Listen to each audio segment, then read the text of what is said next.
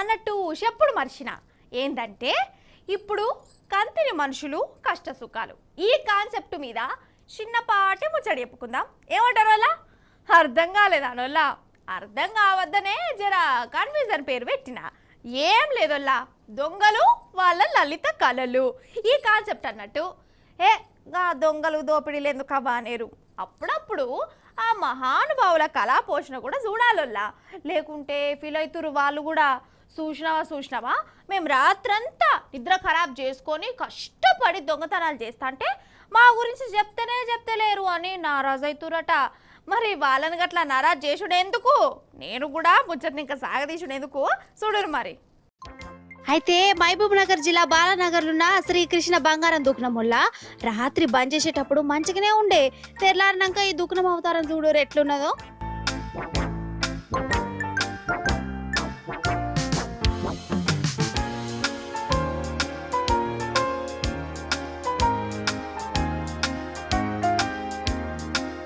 Cinema సమజైంది కదా, దొంగలు పడ్డరు, బంగారం విండి ఎత్తుకుపోయిరు.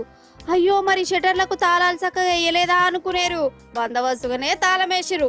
కానీ దొంగలు ఇంకా బందోబస్తుగా ఆ షటర్లను లేపిరు. అగజూడు రోల్లా ఎట్లా లేపిరు.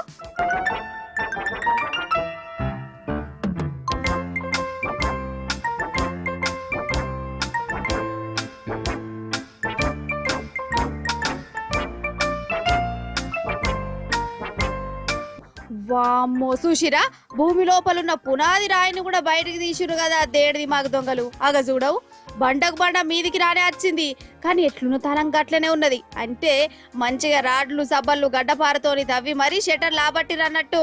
దేడిది మాకు దొంగలకు నా వాడెత్తు, వాళ్ళను మైసమ్మ మాయం చెయ్య యొగిట్ల మోపైరోల్లా అన్నట్టు. బంగారం దొంగలంటే యాదకొచ్చింది నారాయణపేట పోలీస్ టౌన్ కు రారి. ఇగో చూడు ఈడ నగలు బంగారం దుకాణమే పెట్టచ్చు కదా వీటిని. ఇగో ఈ ముసుగు దొంగోడే వాటిని పొతం చేసినోడు. ఇండ్లలో వచ్చి బంగారం వెండి దొంగతనం చేస్తాడట ఈ దొంగ అప్పల్ నాయుడు గాడు.